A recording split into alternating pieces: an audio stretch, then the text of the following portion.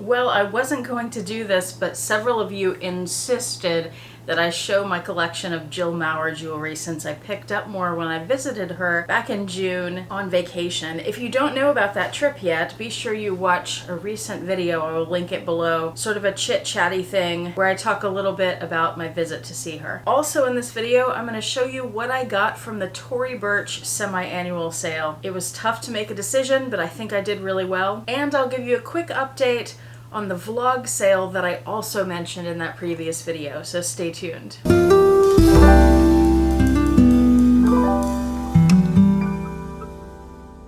Hi YouTube, Autumn Beckman here. Welcome to my channel, or welcome back to my channel. My channel is all about luxury living on a budget, from high-end luxury handbags and small goods to the everyday luxuries of life. If that sounds interesting to you, please make sure you subscribe, click the bell notification icon to be notified when I post new videos, and be sure to like the videos that you enjoy. And one of the perks of subscribing to my channel is you get to see my community post on your YouTube, your YouTube homepage, where I post deals, discount codes, sales, and rare finds related to these beautiful things we love. This is the first video I filmed in a few weeks because we were out of town and I had pre-filmed everything for that, so I'm a little bit rusty, you could probably tell. Well, in that video, that chit-chatty video, I mentioned that I went to visit Jill and that I was able to pick up some more jewelry from her. If you don't know Jill Maurer, she was a jewelry designer. Spoiler alert there. I did mention in that video, her jewelry is no longer for sale. Her website's not up anymore. So everything I'm showing you is not available for purchase, and I mentioned that in the video and you guys were like, we want to see it anyway. So I know there are a lot of Jill Maurer fans out there, and that has a lot to do with it. She also has a YouTube channel, for those of you who don't know. She hasn't been active on it in a while, but she's planning to get back to it. So I will have her channel linked below. If you want to know more, not just about her jewelry, but about jewelry in general, about processes for designs and different ways jewelry are made and the history of different things and different kinds of stones, that is the best resource that I have ever found, and I've learned so much from watching her channel, so make sure you check that out if you're interested. In addition to people asking about that jewelry, I've had people just notice the jewelry that I've worn in videos the last few months and asked for a jewelry update. So I'll also include a couple of the pieces that I wear often, my everyday pieces, and I will show you the 3 pieces of jewelry that I purchased while on vacation this summer. So there's a lot ahead in this video. Let's start with what I got from the Tory Burch semi-annual sale. Some of you may remember around Vlogmas last year, I picked up these 2 pair of shoes, and I actually got 4 pair and ended up returning 2 of the pair because they didn't fit, but these did. These I have never worn. The reason for that is where the little horse heads attach, on the inside of the shoe there's a little bump that's painful for my foot. So I just haven't been able to wear them outside of trying them on in the apartment and walking around a few steps. I don't know why I didn't realize that when I first got them, but that's what happened. I have a plan to get some of those shoe stretcher things, and they have little bumps you can put on, like if you have bunions on your feet, and it'll make a little indentation. So I'm thinking maybe I can put one where that bump is and push that out, and maybe I'll be able to wear them. They're gorgeous shoes, and if I can't wear them, then I'll try to sell them in my vlog sale, which, by the way, I have no idea when it's going to be now, because we have some other plans coming up that I didn't know about when I mentioned the vlog sale in the previous video. I don't know if I'm going to get to do it this summer, if I'll have time to get everything together, because it's a lot. I want to get rid of a lot of things. To have to sit down and get dimensions and price everything, research to figure out where I want to price things, film the video, edit the video, do the actual sale process, which a vlog sale is a lot of work, let me tell you. It's probably a week's worth of work ahead of time, and then another week once the video goes up, with dealing with sales and talking to people and shipping and doing invoices and answering questions and all those things. It's just a lot. I don't know. We will see. You'll find out if and when I do one. I'm sure I'll do one. I just don't know when. This other pair of shoes, these are leather, and these are some of the most comfortable shoes I have. They're wonderful, and the color, they go with so many outfits and handbags. They match vachetta really well, especially if it's a honeyed vachetta. So they go with just about all of my Vuitton bags. I love these.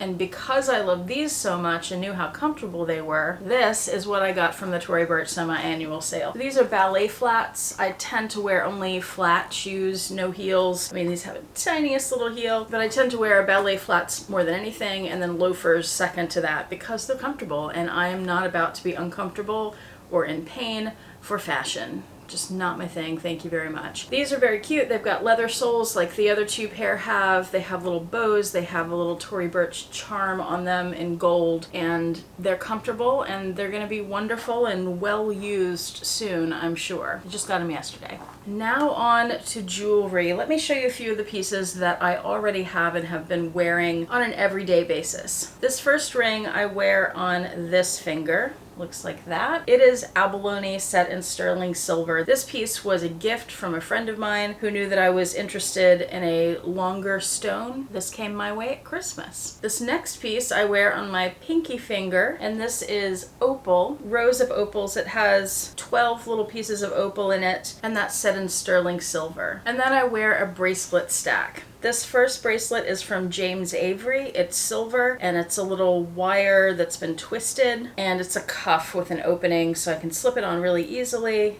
and then fasten it. This bracelet I actually got for free. They ran some promotions a few years ago where if you bought 2 charms at Mother's Day, you got your choice of a few different free things, and this was the free thing I picked out. Another piece I always wear is this simple little chain, which used to have a gold finish, and all that gold has rubbed off, so it's silver now. I don't know what metal this actually is, but it's a simple chain, and it has a bat on it. It's a little Batman logo. I wear that for my dog Sebastian, who passed a few years ago. I used to call him Bat or Batman sometimes, so that's my little Sebastian bracelet. Those two I wear all the time. The rest of these I wear often, but I switch them up. The first is this Louis Vuitton bracelet. I revealed this with some other Louis Vuitton jewelry in a recent video, so I will link that below. That's in a gold finish, and it has little Louis Vuitton logos and little florets. Very pretty. Next up is this bracelet that I got at a jewelry store in Wimberley, Texas. And this one I do pretty much wear every day. It has a series of square settings, each of which has 4 different stones in it. Let's see if I can remember what they all are. One is opal, one is jasper, one is tiger's eye, and the other is black onyx. I think I got that all correct. And that is set in bronze. And I just thought that was really unique. When I saw it in the store, I was debating between this and a few other pieces.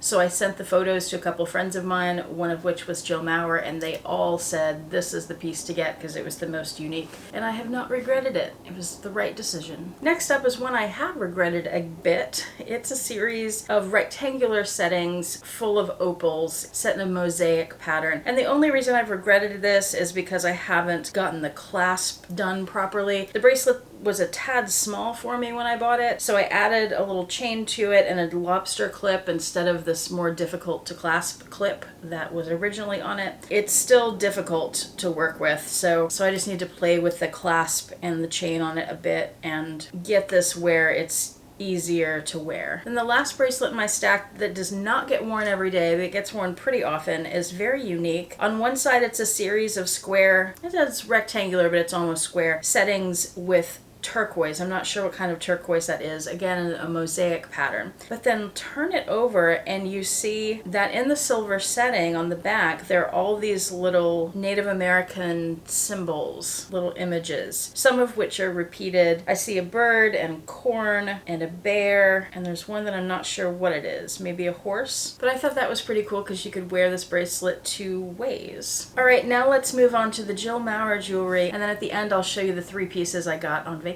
And I won't remember the names of every one of these pieces, but I will do my best here. The first is this necklace. I'll go ahead and put it on. This is a horn necklace, and if you're not familiar with Jill Maurer's jewelry, the idea behind it is that it's all based on human ancestry and the connections we have to each other and to our history and to the earth as well. Cave paintings, like of oxen and horses and things, show up again and again in her jewelry, as do bones and different textures. So this is the horn from one of those oxen, and the texture on this is the cave texture. I love that. She offered a few different textures on these horn necklaces, one of which were these striations, and I wanted to get one of these with the striations on both sides, and she was like, look, get this one instead. It has the striations on one side, and then on this side it has this little filigree design. I don't know if she would call it that, but that's what I always call it. The next is a coin necklace, so it has this little round pendant on it, It's attached to the necklace on two sides, and this is the herd necklace. If you look closely at it, you can see 3 different deer making up the herd. This necklace is the avalanche necklace, very similar, and they're both the same size, but this has different imagery on it. This has a bull or an oxen and a horse, and then like that other necklace in the bracelet, there's a surprise on the back. When you turn it over, it has a stone, and hence the name avalanche. This stone is a brown sapphire. She also had a blue sapphire, and I feel like there was one more stone that I forget what it was, but this brown sapphire was my favorite. I'm gonna put this one on so you can see how it looks. This is a shorter necklace, so you can either have it over your shirt with a higher collar, or with a lower collar have the shirt,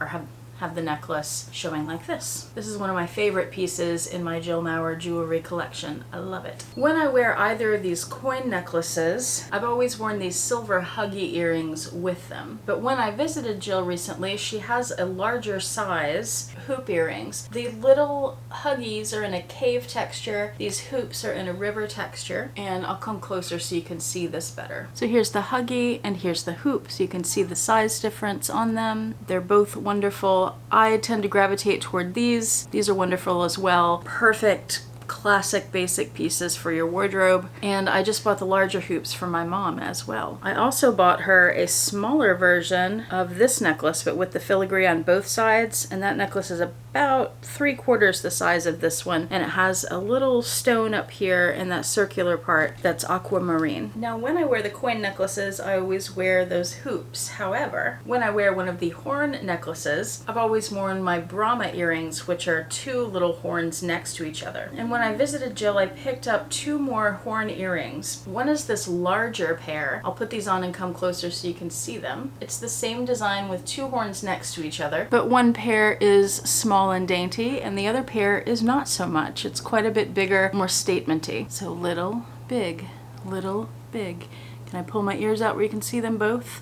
Kind of. And then also while I was there, I picked up this pair, which is a single horn in the same large size. So here's the double horn, and here is the single horn. Let's see. Dumbo ears. Can you see that? I think you can. There you go. Now for the bracelets. I didn't have any of Jill's bracelets yet, but I corrected that mistake when I visited. First is this Prelude bracelet. This has 5 small bones on the part that wraps around your wrist, and then the clasp is a bone with a little circular piece to slip the bone through. It's a beautiful piece, and that would stack really well with my other bracelets. That one I think of as a piece to add to my everyday stack. This bracelet, this is also a series of bones, but a more stylized version of them. There are a couple of really special things about this piece. One is that you have different textures and different finishes to each of the links of bones. One is like a matte nickel sort of finish. It's all sterling silver though. Another is striated, and that first one was smooth. This next one is striated, and it has an aged finish to it, and those rotate back and forth. And then in the middle of the bracelet is one gold link on this particular one. So that's one of my more special pieces that I picked up. It's such a beautiful piece. I love it. All right, now we're on to the rings. First, I'll start with my favorite rings from Jill, which are the rift rings. This first one is one that she gave me for Christmas a couple years ago.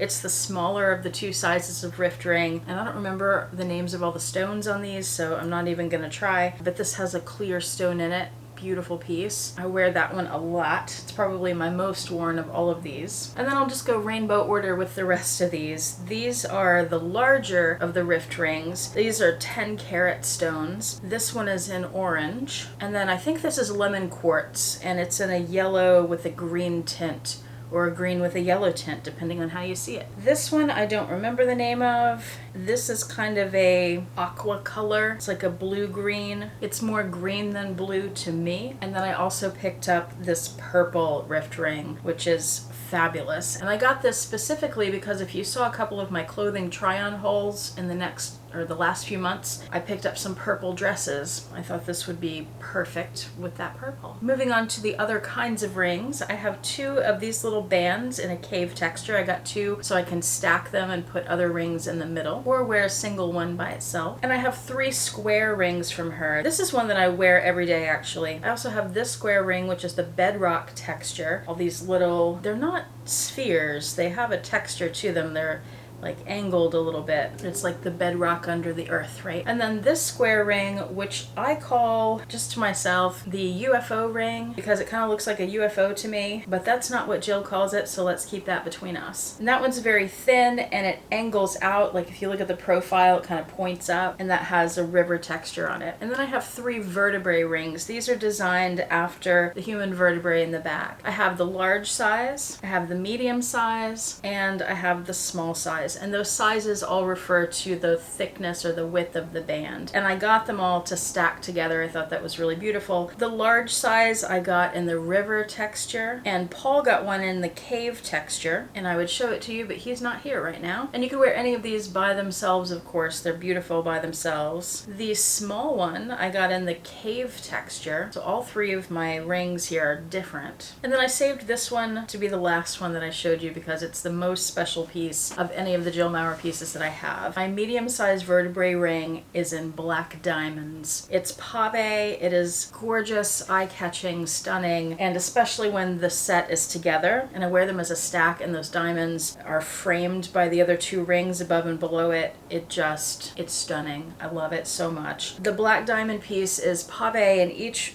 of the tiny, tiny diamonds is set in prongs. Jill only had one of these made, so that's a one-of-a-kind piece. So it's even extra special above the specialness that it already had. So when I wear this, I'm constantly looking at it and looking at how it shimmers in the light, and it's just really beautiful. I love it, and I'm very fortunate to have it and lucky to have it and appreciative to have it. Appreciative that I had the opportunity to get all of this, but especially that ring, and appreciative that she was willing to sell me that one-of-a-kind piece. All right, now let me show you the 3 pieces that I acquired while on vacation. And all 3 of these happen to be earrings. The first pair are these. They're little slices of geodes, and they're in a crescent sort of shape, a half moon shape, and then they have gold around the edges. They're smooth on the sides, but then you get that rough texture of the crystals along the one side. I thought those were just pretty unique and beautiful. If you have seen my jewelry videos before, there aren't many of them, and some other videos, I've talked about how much I love Native American turquoise jewelry. These are not turquoise, but they are, I think, native pieces. They're stamped on the back. I'm not sure what that stamp is. They look like Native American pieces. These are malachite, and they are set in sterling silver, and they have 2 pieces of malachite in them, and they're beautiful. And then this last pair is 100% for sure Native American jewelry, and it is turquoise even though it may not look like it. And it's these. They are set in silver as well, and it's a green color turquoise, which is a more rare kind of turquoise. I don't remember the mine that they came from off the top of my head, but I'll put the name of the mine below. If you're buying turquoise and you're spending money on turquoise like I did on these, then you should be buying from somebody who knows the mine that the turquoise came from and can tell you more about them and tell you maybe even about the artist who made them. The person I purchased these from did know all that information, so I feel good about them. And they're in a beautiful setting. I love the detail in that silver work. It's really pretty. So that is what I bought from Tory Burch, from Jill Maurer, and on vacation. Thank you so much for watching. I do appreciate it. Hope to see you back here next time, and I hope you have a fantastic day. Bye.